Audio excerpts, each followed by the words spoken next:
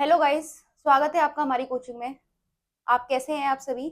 आपके लिए आज फिर से हम कुछ क्वेश्चंस लेके आए हैं जो कि यूपी पुलिस में बहुत ही ज़्यादा रिपीटेड क्वेश्चन है। तो चलिए स्टार्ट करते हैं आज की क्लासेस।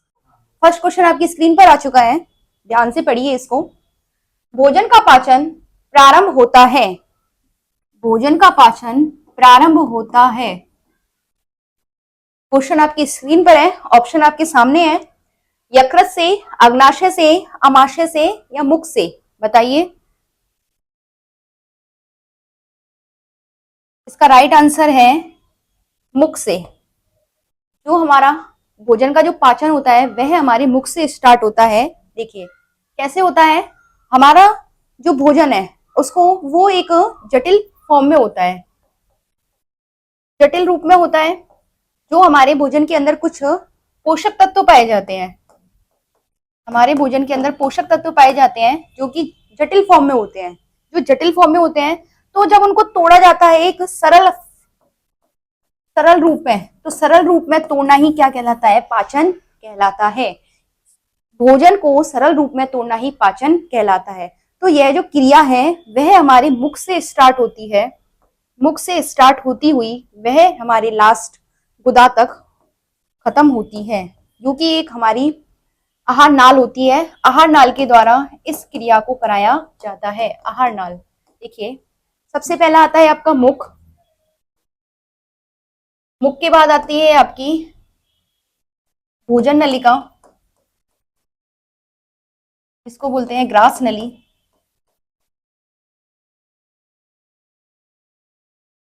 उसके बाद आती है आपकी अमाशय,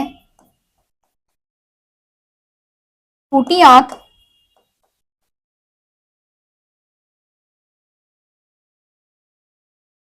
बड़ी आंत, गुदा, लास्ट वन मलाशय। देखिए जो हमारा भोजन है सबसे पहले मुख के अंदर आता है, फिर उसके बाद ग्रास नली में जाता है, उसके बाद अमाशय में जाता है, छोटी आंत में जाता है, फिर उसके बाद बड़ी आंत में जाता है, उसके बाद गुदा में और मलाशय से होता हुआ वो बाहर निकल जाता है, जो अपचित भोजन होता है। तो इसका राइट आंसर क्या होगा आपका? मुख से। आइए नेक्स्ट क्वेश्चन की तरफ बढ़ते हैं।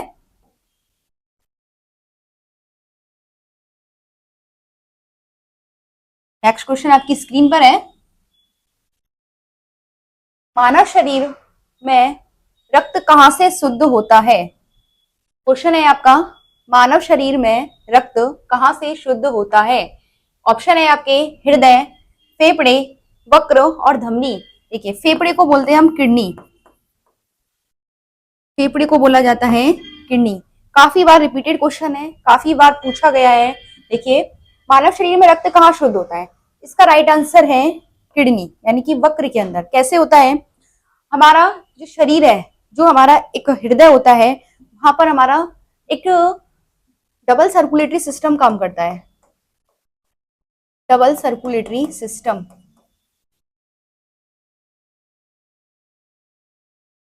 एक डबल सर्कुलेटरी सिस्टम काम करता है, जो जिसके द्वारा जो हमारा हार्ट होता है वह हमारे ब्लड को लेके जाता है, हमारे रक्त को लेके जाता है और हमारे सभी ऑर्गन्स में पहुंचा देता है। तो वहीं पर हमारा जो रक्त है उसमें कहीं ना कहीं अशुद्धियां आ जाती हैं, तो उन अशुद्धियों को शुद्ध करने के लिए हमारी किडनियां काम करती हैं। और जो अशुद्धियां होती हैं वह हमारे यूरिन के फॉर्म में, यानी कि मूत्र के फॉर्म में हमारी बॉडी से बाहर निकल जाती हैं। तो इसका राइट आंसर होगा किडनी। हृदय क्या करता है? हमारे ब्लड में पंपिंग का काम करता है, यानी हमारे जो भी ब्लड होता है और ऑक्सीजन, ब्लड और ऑक्सीजन को मिला के हमारी पूरी बॉडी के ऑर्गन्स में पहुंचाने का काम करता है। फेफड़े, फेफड़े हमारे सांस लेने में हेल्प करते हैं। और हमारी जो धमनियां हैं वो क्या है? ये हमारी कुछ ब्लड वेसल्स होती हैं, रक्त नलिकाएं होती हैं, जिनके द्वारा हमारा हृदय रक्त को हमारी पूरे ऑर्गन्स में पहुंचाने का काम करता है। आइए नेक्स्ट क्वेश्चन की तरफ बढ़ते हैं। नेक्स्ट क्वेश्चन आपकी स्क्रीन पर है, देखिए।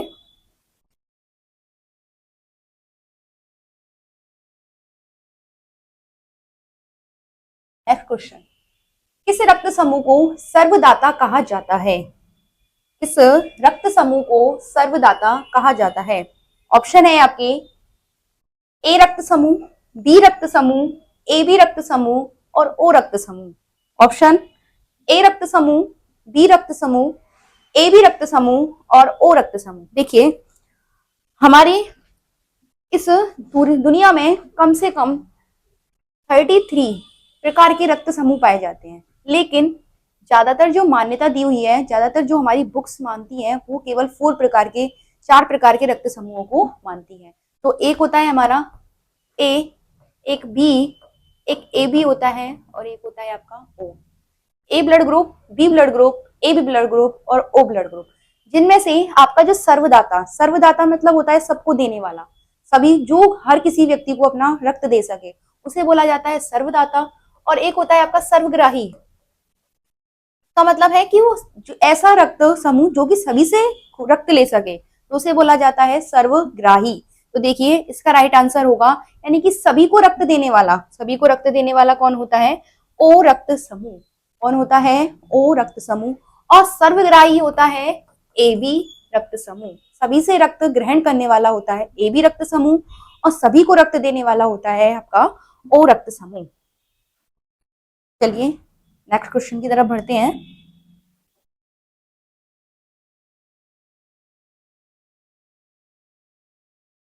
नेक्स्ट क्वेश्चन आपकी स्क्रीन पर आ चुका है, पढ़िए इसको ध्यान से।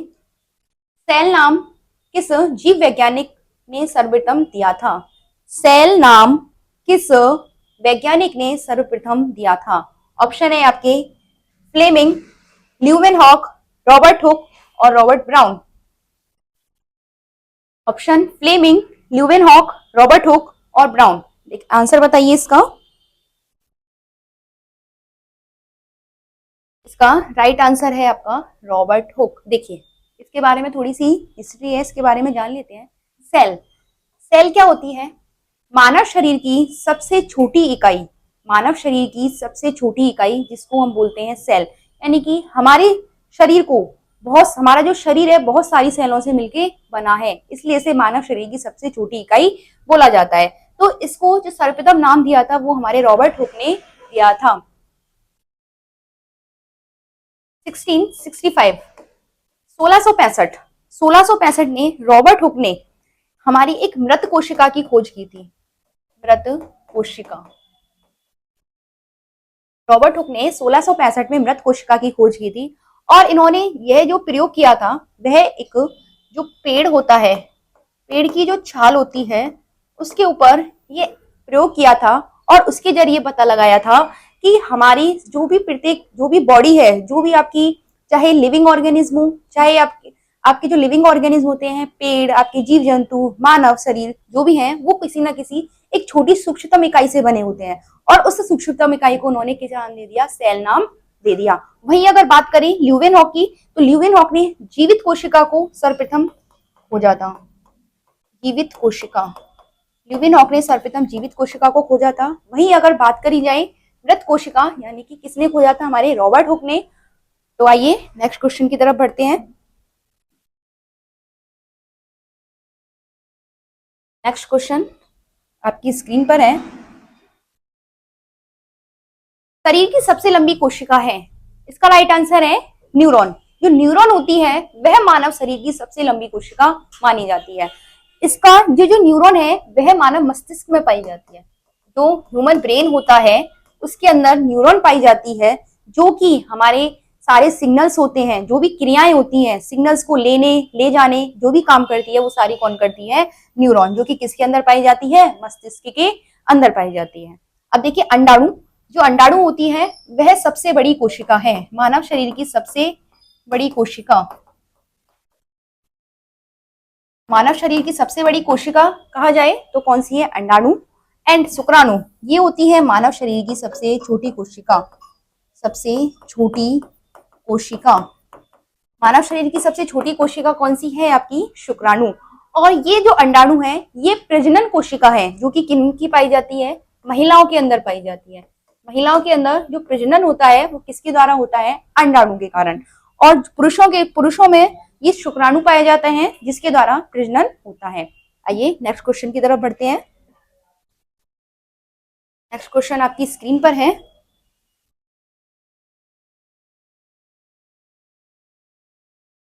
क्वेश्चन, देखिए, नाभिका के अलावा, ये नाभिक है, नाभिक के अलावा कोशिका के किस कोशिकांग में डीएनए होता है? नाभिक के अलावा कोशिका के कोशिकांग में डीएनए होता है। देखिए, हमारी जो सेल है वह बहुत सारी कोशिकाओं से मिलके बनी है, तो उसमें एक आपका आता है नाभिक, नाभिक होता है। तो नाभिक के अंदर क्या होता है? हमारा डीएनए होता है। डीएनए को बोला जाता है, जो डीएनए होता है एक तरीके से हमारे ह्यूमंस का आईडी कार्ड होता है, पहचान पत्र होता है, जो माता पिता के जरिए जो भी जीन्स आते हैं, माता पिता के जरिए जो भी बच्चों के अंदर उनके गुण आते हैं, वो किसके कारण आते हैं? वो सारी जो इन्फॉर्मेशन होती है वो डीएनए के अंदर स्टोर होती है, और वही बताते हैं कि जो बच्चा है वो अपने माता घर पर गया है या फिर अपने पिता पर गया है। तो डीएनए हमारी इंफॉर्मेशन को लेके बैठते हैं और जीन्स के जरिए वो वर्क करते हैं। अब देखिए, इसका राइट आंसर होगा उनमें से ये हमारे कोशिकांग है, तारक केंद्र होता है, एक गोल्जी उपकरण होता है, लाइसोसोम होते हैं और माइटोकॉन्ड्रिया होता है। तो वही जो माइटोकॉन्ड्रिया है उसमें अपना खुद का डीएनए पाया जाता है। माइटोकॉन्ड्रिया के अंदर क्या पाया जाता है? डीएनए पाया जाता है। इसका मतलब जो डीएनए है वह किसके अंदर स्टोर होता है? सेल के अंदर, माइटोकॉन्ड्रिया के अंदर। तो माइटोकॉन्ड्रिया, देखिए माइटोकॉन्ड्रिया क्या होता है? माइटोकॉन्ड्रिया को यहाँ पर जो भी हमारे सेल के अंदर जो एनर्जी बनती है, जो ऊर्जा बनती है, वो किसके अंदर बनती है? हमारे माइटोकॉन्ड्रिया के अंदर बनती है। और देखिए, लाइसोसोम्स जो होते हैं इनको बोला जाता है सुसाइड बैग्स, यानी कि ये अपनी हत्या खुद कर लेते हैं। ये भी क्या है? एक कोशिकांग है, कोशिका के अंदर पाए जाने वाला एक कोशिकांग है जो कि क्या कर लेता है? अपनी हत्या खुद कर लेता है, इसलिए इसको सुसाइड बैग कहा जाता है। एक आपका आता है गोल्जी उपकरण। गोल्जी क्या करता है? जो भी हमारे सेल्स के अंदर कोई भी हमारे पोषक तत्व बन रहे हैं, हमारा प्रोटीन बन रहा है, कुछ भी बन रहा है, उनको लाने ले जाने का काम कौन करता है? गोल्जी उपकरण बोलते हैं, करता है। इसे हम ट्रैफिक पुलिस भी कहते हैं, यानी कि हमारी बॉडी का ट्रैफिक पुलिस कौन है? गोल्जी उपकरण। आइए नेक्स्ट क्वेश्चन की तरफ बढ़ते हैं।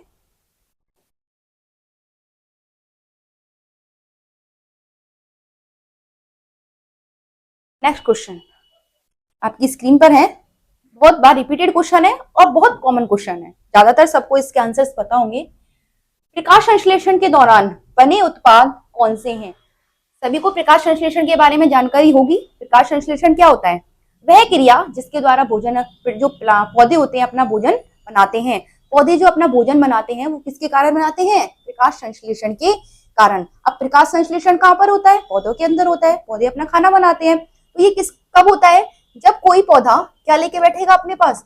क्लोरोफिल, जो कि एक हरा वर्णक होता है, जो कि पत्ती के अंदर पाए जाने वाला एक हरा वर्णक होता है। अगर किसी भी पौधे के अंदर क्लोरोफिल नहीं होगा तो वो अपना खाना नहीं बना पाएंगे, वो अपनी प्रकाश संश्लेषण की अभिक्रिया नहीं कर पाएंगे। तो ये हमारा क्लोरोफिल कहाँ पाया जाता है? पत्ती के अंदर पाया जाता है। उसके बाद हमारी होती है सनलाइट, यानी कि प्रकाश ऊर्जा।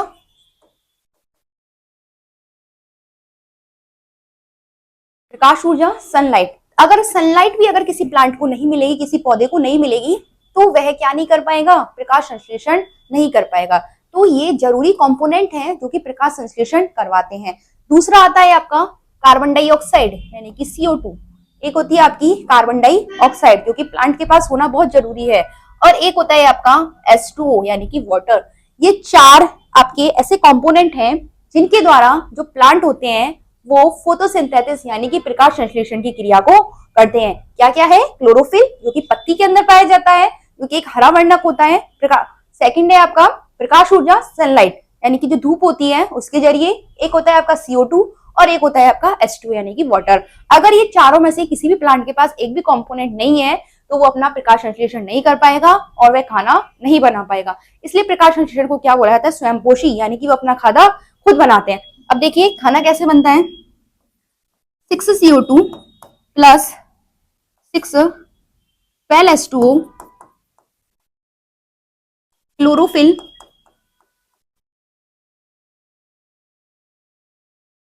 प्रकाश ऊर्जा की उपस्थिति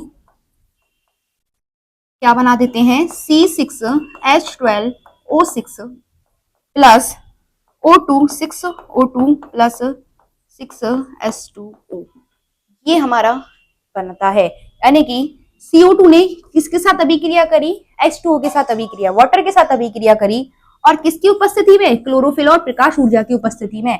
तो वहीं पर उन्होंने क्या निर्माण कर दिया, एक C6H12O6 का निर्माण कर दिया, जिसको बोला जाता है ग्लूकोज, जिसको हम बोलते हैं ग्लूकोज।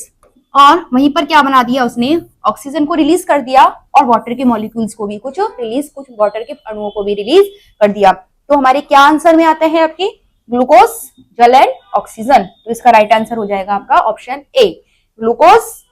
सेकंड है आपका जल H2O, और फिर है आपका ऑक्सीजन। आइए नेक्स्ट क्वेश्चन की तरफ, very important question, next question की तरफ बढ़ते हैं। नेक्स्ट क्वेश्चन आपकी स्क्रीन पर है, देखिए। दूध को दही में बदलने के लिए बैक्टीरिया का प्रयोग किया जाता है। दूध को दही में बदलने के लिए किस बैक्टीरिया का प्रयोग किया जाता है? ऑप्शन है आपके सामने, स्ट्रेप्टोमाइसिन, विब्रियो, लैक्टोबैसिलस, एक है इनमें से कोई नहीं। ऑप्शन है आपके सामने, देखिए। फर्स्ट ऑप्शन है आपका स्ट्रेप्टोमाइसिन, विब्रियो, लैक्टोबैसिलस, और लास्ट वन है इनमें से कोई नहीं। तो इसका राइट आंसर है आपका लैक्टोबैसिलस। एक लैक्टोबैसिलस है जो कि हमारे दूध को दही में परिवर्तित करता है। दूध में जो दूध के कारण जो दही बनती है वो किसके कारण बनती है, हमारे लैक्टोबैसिलस के कारण बनती है। उसके अंदर ये एक बैक्टीरिया, एक जीवाणु पाया जाता है जो कि दूध को किसमें कन्वर्ट कर देता है, हमारी दही में कन्वर्ट कर देता है। एक है आपका स्ट्रेप्टोमाइसिन, ये एक दवा होती है, एक मेडिसिन का प्रकार है। एक वही है आपके विब्रियो, ये एक ऐसा बैक्टीरिया है जो कि हैजा फैलाने के काम आता है, यानी कि जो हैजा को फैलाता है वो क्या है, हमारा कौन सा बैक्टीरिया है, विब्रियो बैक्टीरिया। आइए नेक्स्ट क्वेश्चन की तरफ बढ़ते हैं।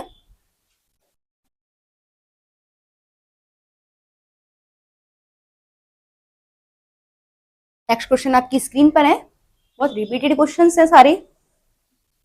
हर एक क्वेश्चन पूरा वैल्यूएबल क्वेश्चन है, हर बार रिपीटेड क्वेश्चन है। जो भी आपके सामने हम कुछ क्वेश्चनों की सीरीज लेके आए हैं, वेरी वेरी इंपॉर्टेंट क्वेश्चन है ये। देखिए, इनमें से कौन सा जल में घुलनशील विटामिन है? ऑप्शन है आपके vitamin D, vitamin E, vitamin B, vitamin A. बताइए। इसका राइट आंसर है विटामिन बी। विटामिन बी है वो जल के अंदर घुलनशील विटामिन है। देखिए, एक होते हैं आपके वसा में घुलनशील विटामिन,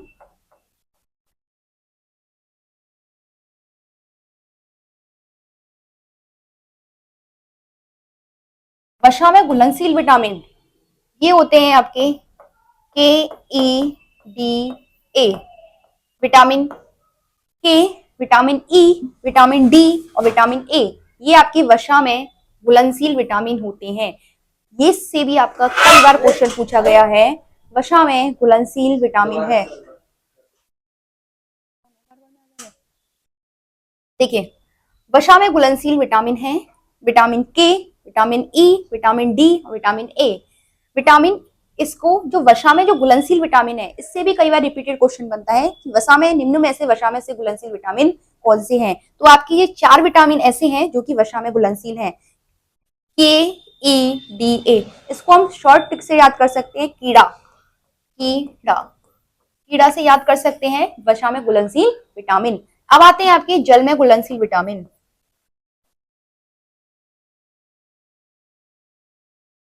जल में घुलनशील विटामिन ये होते हैं आपके विटामिन बी एंड विटामिन सी।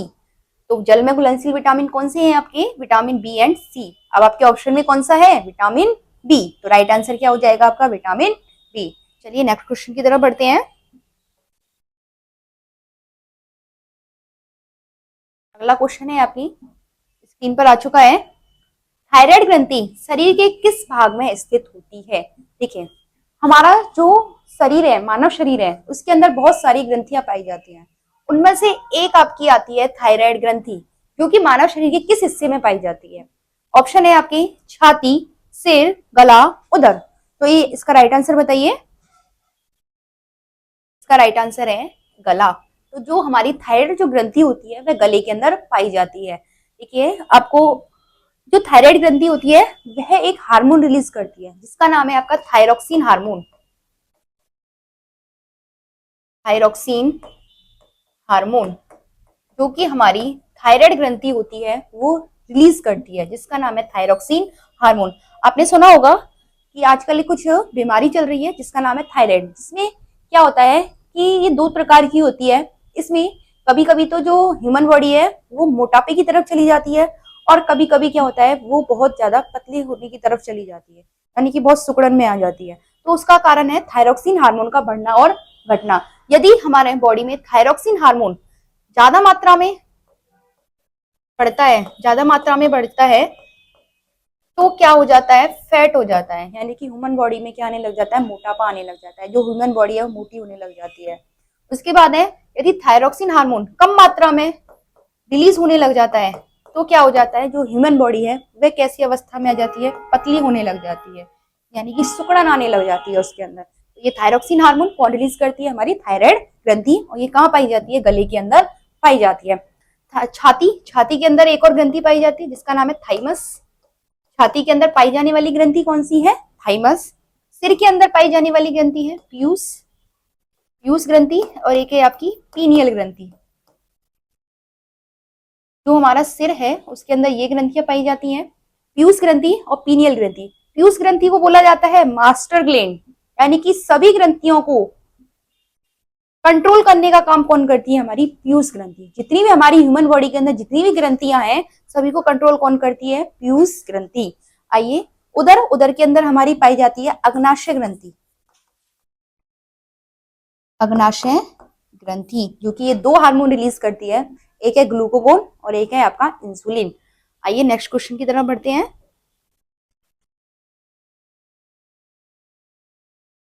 देखिए अभी अभी क्वेश्चन आपकी स्क्रीन पर आ चुका है।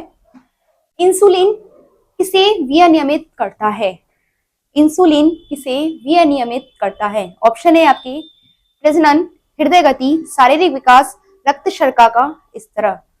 ऑप्शन प्रजनन, हृदय गति, शारीरिक विकास, रक्त शर्करा का स्तर। देखिए इसका राइट आंसर है आपका रक्त शर्करा का स्तर। इसका मतलब है हमारी बॉडी के अंदर, यानी कि ब्लड के अंदर शुगर की मात्रा का बढ़ जाना, बॉडी के अंदर शुगर की मात्रा का बढ़ जाना, जिसके कारण एक हमें बीमारी होती है जिसका नाम है मधुमेह। अगर हमारे रक्त के अंदर शर्करा बढ़ जाती है तो हमें एक बीमारी हो जाती है जिसका नाम है मधुमेह, इसको बोला जाता है डायबिटीज। आजकल बहुत चल रही है, ये बहुत फेमस बीमारी है डायबिटीज। इसके कारण होती है हमारे रक्त में शर्करा के स्तर जब बढ़ता है तो हमें एक बीमारी हो जाती है मधुमेह, और इस मधुमेह बीमारी को कंट्रोल करने के लिए एक हमारे इंसुलिन नामक एक इंजेक्शन लगाया जाता है। तो इंसुलिन का जो इंजेक्शन होता है वह हमारे डायबिटीज को कंट्रोल करने के लिए लगाया जाता है। तो इसका राइट आंसर क्या होगा, रक्त शर्करा का स्तर, यानी कि हमारे डायबिटीज को कंट्रोल कौन करता है, हमारा इंसुलिन। और इस इंसुलिन हार्मोन को कौन रिलीज करता है, अभी बताया था अग्नाशय ग्रंथि। अग्नाशय ग्रंथि ये दो हार्मोन रिलीज करती है, एक है आपका ग्लूकागोन,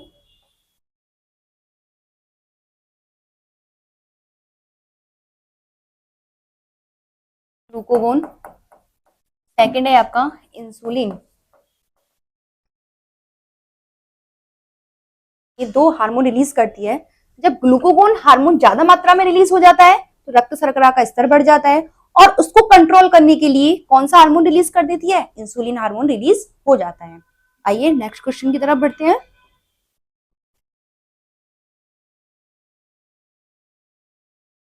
क्वेश्चन आपकी स्क्रीन पर है। इनमें से कौन से अंग में मानव शरीर का तापमापी थर्मोस्टेट निहित होता है, तापमापी थर्मोस्टेट निहित होता है। देखिए ये कल भी एक रिपीटेड क्वेश्चन था, कल भी इस हमारी सीरीज के अंदर आया था। क्या है, ऑप्शन है आपकी पीनियल ग्रंथि, पीयूष ग्रंथि, थायराइड और हाइपोथैलेमस। ऑप्शन पीनियल ग्रंथि, पीयूष ग्रंथि, थायराइड एंड हाइपोथैलेमस। देखिए कल मैंने आपको बताया था कि एक हमारी बॉडी के अंदर हाइपोथैलेमस ग्रंथि पाई जाती है, जो कि क्या करती है, ह्यूमन बॉडी के टेम्परेचर को मैनेज करने का काम करती है। तो इसका राइट आंसर क्या होगा आपका हाइपोथैलेमस। पीयूष ग्रंथि क्या होती है, मास्टर ग्लैंड होती है। थायराइड ग्रंथि क्या होती है, हमारे गले के अंदर पाई जाती है। और पीनियल ग्रंथि क्या होती है, हमारे मस्तिष्क के अंदर पाई जाती है, सिर के अंदर पाई जाती है। तो हमारे शरीर को में के जो तापमान है उसको मैनेज करने का काम कौन करती है, हाइपोथैलेमस। और इसे बोला जाता है master of master gland, master of master gland, यानी कि सभी ग्रंथियों को कंट्रोल कौन कर रही है, पीयूष ग्रंथि। लेकिन पीयूष ग्रंथि को कौन कंट्रोल करता है, हाइपोथैलेमस ग्रंथि। आइए नेक्स्ट क्वेश्चन की तरफ बढ़ते हैं।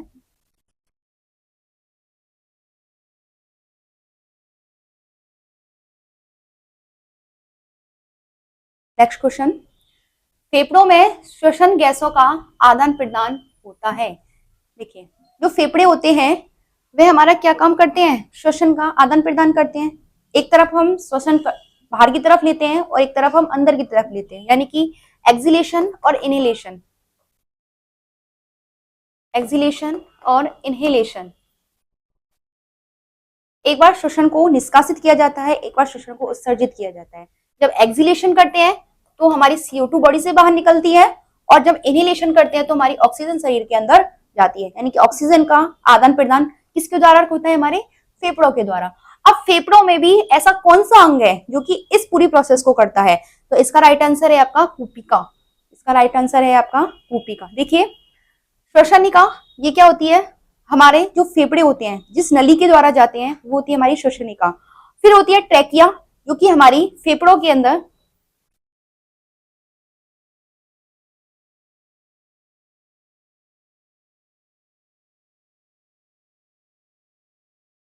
इस तरीके से हमारा फेफड़ों का स्ट्रक्चर होता है।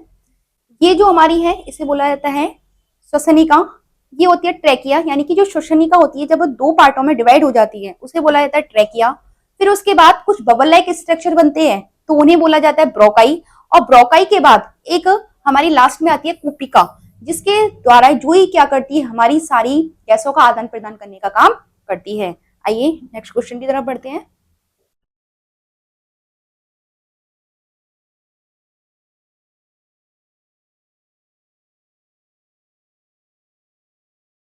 अभी बताया था इस क्वेश्चन के बारे में, कोशिका का शक्ति गृह किसे कहा जाता है। ऑप्शन है आपके माइट्रोकॉन्ड्रिया, नाभिक, लाइसोसोम और हरित लवक।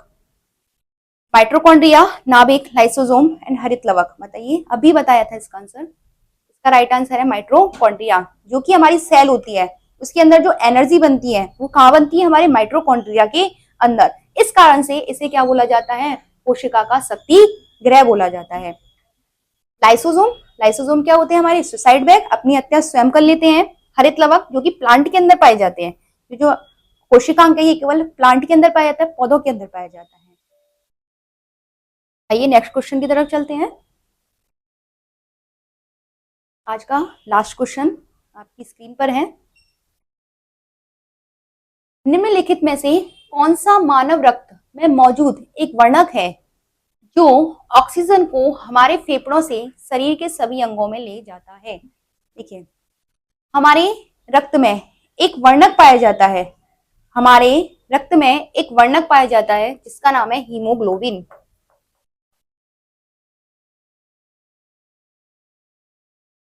हीमोग्लोबिन जो कि हमारी कुछ ब्लड सेल्स होती हैं, कोशिकाएं होती हैं जो कि हीमोग्लोबिन बनाने का काम करती हैं। तो हीमोग्लोबिन को कौन बनाता है, आरबीसी, रेड ब्लड सेल्स, लाल रक्त कणिकाएं।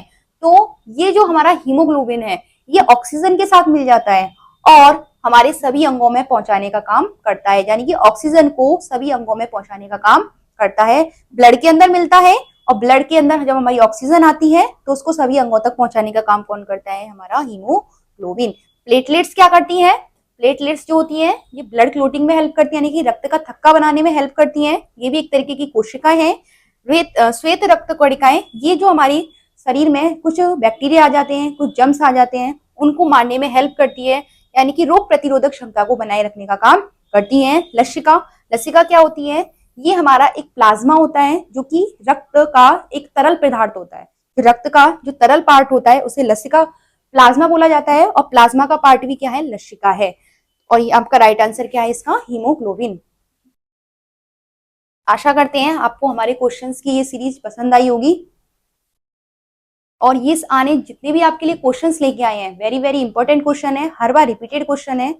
आशा करते हैं आपको हमारी ये टेस्टों की क्वेश्चन की सीरीज पसंद आई होगी। इसलिए इस सीरीज को ज्यादा से ज्यादा लाइक कीजिए, सब्सक्राइब कीजिए और शेयर कीजिए। हमारे चैनल को लाइक कीजिए और ज्यादा से ज्यादा लोगों तक इसको पहुंचाइए। धन्यवाद।